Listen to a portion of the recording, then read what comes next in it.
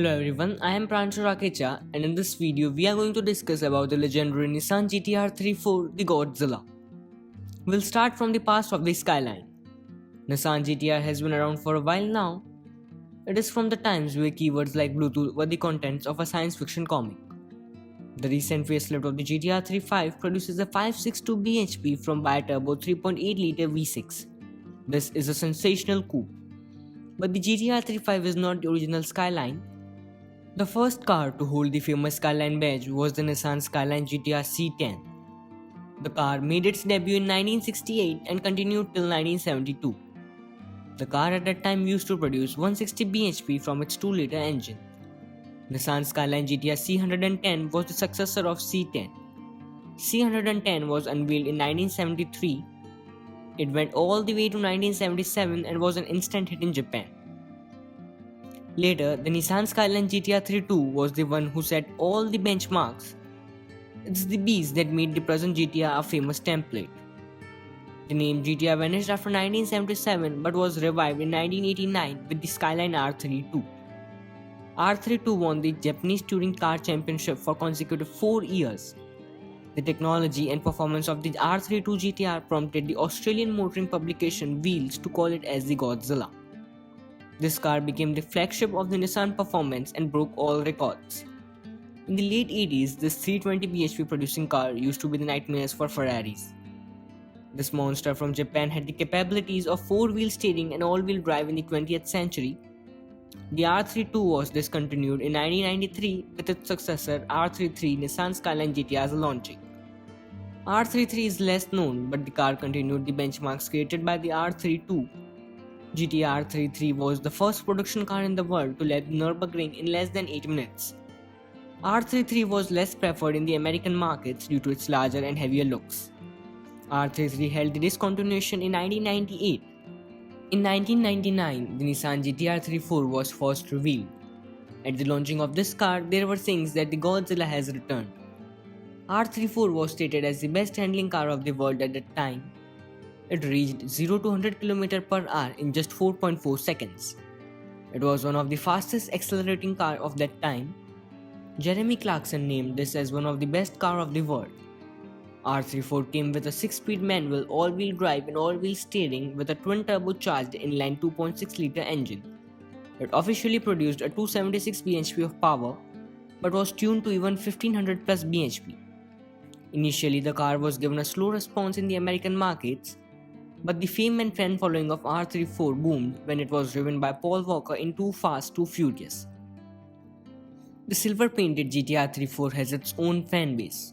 GTR34 still feels young and gains an impressive amount at auctions.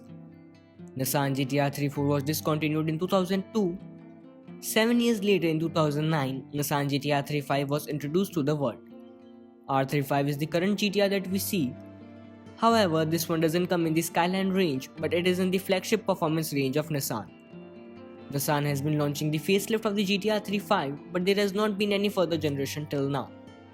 The current Nissan GTR35 comes with a twin-turbocharged 3.8-litre V6 that produces a prodigious 570 PS of power. The Nissan GTR34 was offered in different variants revealed at different timestamps.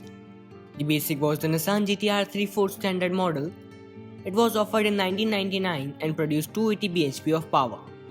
Nissan produced 3965 units of this version. Then the next was the GTR34 V-Spec. It was also launched in 1999. There were a total of 308 production units of this model. This variant was equipped with inline 6-cylinder twin-turbo motor. It offered all-wheel drive and was claimed to go 0 to 100 km per hour in just 4.8 seconds.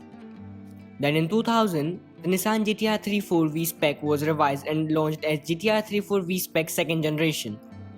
This version got bigger rear brake rotors, carbon fiber bonnet, and aluminium pedals. Nissan produced 5,512 units of this variant. There was also a special edition of this variant called the GTR V-Spec 2nd generation N1. There was nothing different in the special edition other than the weight saving priority. This model had lesser weight than the V-Spec 2nd generation. This one even had thinner paint. In 2001, Nissan revealed the M-Spec variant. This was more of a luxurious variant of the GTR. It got leather interiors and heated front seats. M in this variant stood for Mizuno Kazutoshi, the chief engineer of Nissan at that time. Then in 2002, Nissan revealed the final variant of GTR34 named as the GTR34 V-Spec NER.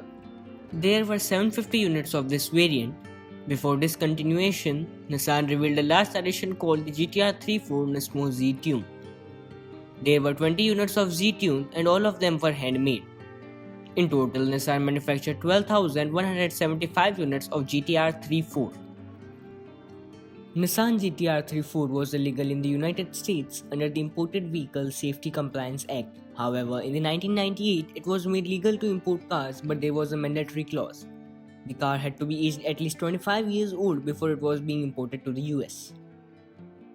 Since there are very few units of the GTR34 around the world, the price of the Godzilla ranges from $35,000 to $300,000 depending upon the variant and the condition of the car. Nissan never launched the R34 in India or its predecessors. R35 is the only GTR that was launched in India. But India do has some GTR34s.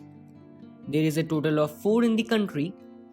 The grey GTR that you see on the screen was imported in Delhi in mid-2000s. It was quite a rare car to own at that time. Sadly, this car has been abandoned somewhere in Coimbatore. This blue Nissan GTR34 V-Spec is from Chennai.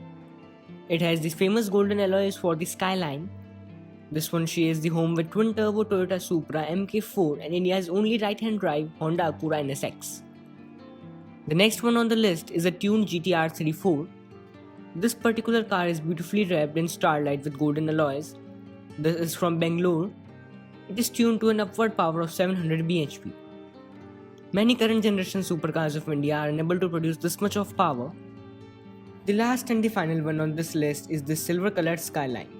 It was initially imported to Mumbai and was later sold to a customer in Chennai. This one is seen publicly on rare occasions. Now the question that arises is that can we import this beast to India? The direct answer is no. There is no legal and direct procedure to bring this beast to India. This is because India has one of the most strict rules for importing a car as compared to the other countries. There is an exceptional case where you can import this car, but there are some mandatory clauses that it must meet. The car must be manufactured outside India and should only be imported from the country where it was built. The car must be new in every sense, that is, it must not be previously loaned, registered or leased before being imported to India.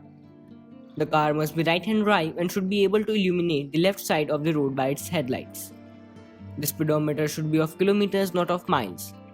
By this method, you can import the car to Mumbai, Chennai or Kolkata port, but there are very exceptional and rare chances that you might find a brand new Nissan GTR34 that meets all the above mentioned clauses.